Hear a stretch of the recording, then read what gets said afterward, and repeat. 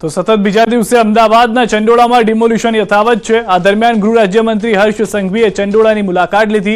તેઓની સાથે police commissioner GS Malik પણ હાજર રહ્યા। ઘૂસણખોરો મામલે હર્ષ સંઘવીએ જણાવ્યું કે 6 મહિનામાં અહીંથી અનેક ડ્રગ્સ પેડલર પકડાયા છે। નિયમો પ્રમાણે સંપૂર્ણ કાર્યવાહી કરવામાં આવી છે। છેલ્લા 6 મહિનામાં આપણે અહીંયાથી અનેક ડ્રગ્સ કાર્ટલ, દેહ વેપારના અનેક નાની નાની મુસ્લિમ દીકરીઓને શિકાર બનાવનાર લોકો, જે એનો ખૂબ મોટો કબજો હતો,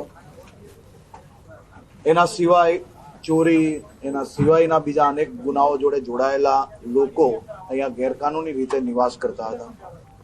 ખૂબ મોટા પાયે આ થોડા દિવસ અગાઉ બી અહીંયાથી બાંગ્લાદેશીઓ મળ્યા છે। 5 મહિના પહેલા બી ખૂબ મોટા પાયે બાંગ્લાદેશીઓને અહીંયાથી પકડવામાં આવેલા હતા। એમાંથી મોટા ભાગના લોકોને ડિપોર્ટ કરવામાં અમદાવાદ પોલીસને સફળતા પ્રાપ્ત થઈ છે। હું માત્ર ને માત્ર એટલું જ કહીશ કે ભૂપેન્દ્રભાઈ પટેલની સરકાર એ સંપૂર્ણપણે ન્યાયિક રીતે અને નિયમો પ્રમાણે સંપૂર્ણ કાર્યવાહી કરતી આવી છે। આવનારા દિવસોમાં બી કોઈ બી જગ્યા પર સંપૂર્ણ નિયમ આધારિત જ કાર્યવાહી કરવામાં આવશે।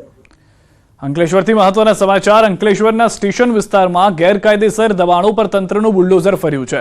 હાલમાં જ જાણકારી છે તે પ્રમાણે કલેશ્વર નગરપાલિકા, મામલતદાર કચેરી અને પોલીસની સંયુક્ત ટીમ દ્વારા સ્ટેશન વિસ્તાર સહિત અનેક વિસ્તારોના દબાણો દૂર કરવાની કામગીરી કરી। સ્વામી વિવેકાનંદ શાળાના રમતગમતના મેદાનમાં લાગેલ ધાંસલાઓ દૂર કરવામાં આવ્યા છે। તો જૂની મામલતદાર ઓફિસ વિસ્તાર અને 3 રસ્તા વિસ્તારમાં પણ ગેરકાયદેસર ઢાંચા તોડી પડાયા છે।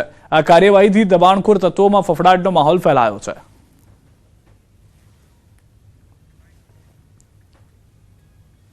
તંત્રો દ્વારા જાહેર રસ્તા ઉપર દબાણ હટાવવાની કામગીરી શરૂ કરવામાં આવી છે।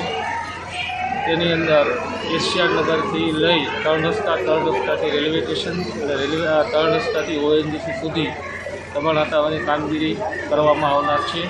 તાલુકા વહીવટી તંત્રો દ્વારા તો જૂનાગઢથી પણ સમાચાર। ધારગઢ દરવાજા વિસ્તારમાં ડિમોલ્યુશનનો મામલો। જિલ્લા કલેક્ટરે કર્યું કામગીરીનું નિરીક્ષણ। સવારથી ચાલી રહી છે ડિમોલ્યુશનની કામગીરી। ડિમોલ્યુશનમાં 8 જેટલા અસામાજિક તત્વોના મકાનોનો સમાવેશ। અસામાજિક તત્વોના મકાનો પણ તોડી પડાયા છે। વહીવટી તંત્ર, પોલીસ મહાનગરપાલિકા, PGVCLની ટીમો દ્વારા કામગીરી યથાવત।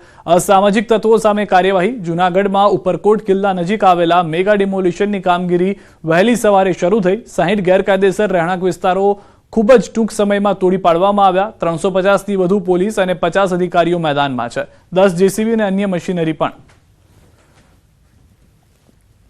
આ દબાણમાં લગભગ 59 જેટલી પ્રોપર્ટીઝ છે, જેમાં 150 જેટલા લોકો રહેતા હતા અને એ આજથી ખાલી કરાવવાનું શરૂ થયું છે। ઉપરાંત પોલીસ તરફથી જે માહિતી મળી છે એમાં અમુક એન્ટી સોશિયલ એલિમેન્ટ્સ પણ આ જગ્યાએ રહેતા હતા, જેમ કે NDPSના કેસમાં હોય કે બુટલેગિંગના કેસમાં હોય, એમના મકાનો પણ આ જગ્યાએથી દૂર થઈ રહ્યા છે। એક સલીમ ઉર્ફે કાલિયો કરીને લિસ્ટેડ પ્રોહી બુટલેગરનું મકાન આવેલું છે। આ ઉપરાંત NDPSના આરોપી રફીક ઇસ્માઇલ ઉર્ફે બાબુ ઉર્ફે રીંગા મકરાણીનું મકાન અને અન્ય 4 MCR કારધારક ઇસમો, આ સિવાયના અન્ય 3 માથાભારે ઇસમોના મકાનો પણ આ વિસ્તારમાં આવેલા છે।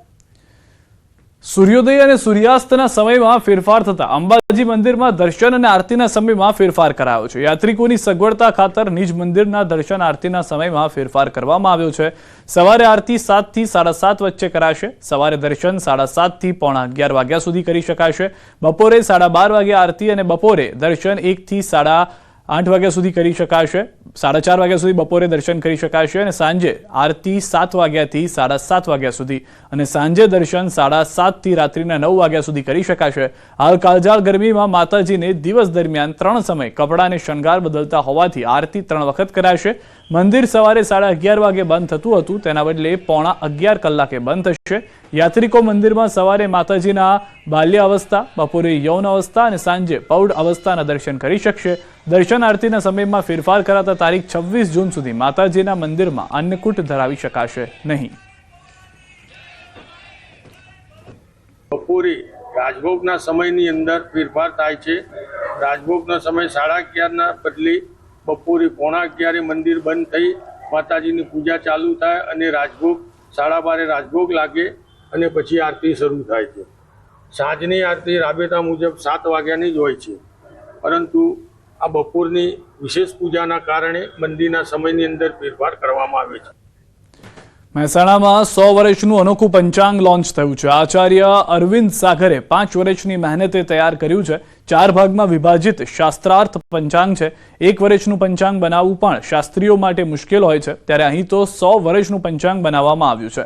દૈનિક જીવનમાં, ધાર્મિક અને સામાજિક જીવનમાં શુભ કાર્યો માટે યોગ્ય મુહૂર્તો પંચાંગ મારફતે જોવામાં આવે છે અને પંચાંગ બનાવવા માટે ખૂબ મહેનત માંગી લે છે. ખાસ શાસ્ત્રીઓ દ્વારા તેમાં મથામણ કરીને 1 વર્ષનું પંચાંગ તૈયાર કરવામાં આવે છે, પરંતુ હવે આ શાસ્ત્રાર્થ પંચાંગ દ્વારા શતવર્ષીય એટલે કે 100 વર્ષ સુધી પંચાંગ 4 ભાગમાં, જેમાં 25 વર્ષના કુલ 4 ભાગમાં જોઈ શકાશે. જ્યોતિષના ક્ષેત્રમાં આ એક એવો ગ્રંથ છે કે મુહૂર્ત લેવા માટે, મુહૂર્ત જોવા માટે આજથી આવનારા 90 વર્ષ સુધીમાં બીજા કોઈ પુસ્તકના રેફરન્સની જરૂર નહીં પડે. જ્યોતિષજ્ઞ આ ગ્રંથના આધારે ઈસવીસન 2114 સુધીના કોઈ પણ મુહૂર્ત કાઢવા હોય તો તેઓ સહજતાથી કાઢીને આપી શકે છે. ગુજરાત રાજ્યના 65મા સ્થાપના દિવસની ઉજવણીનો રાજ્યકક્ષાનો કાર્યક્રમ પંચમહાલના ગોધરામાં યોજાશે. રાજ્યપાલ આચાર્ય દેવવ્રત અને મુખ્યમંત્રી ભૂપેન્દ્ર પટેલની અધ્યક્ષતામાં કાર્યક્રમ યોજાશે. તમામ તૈયારીઓ પૂર્ણ કરી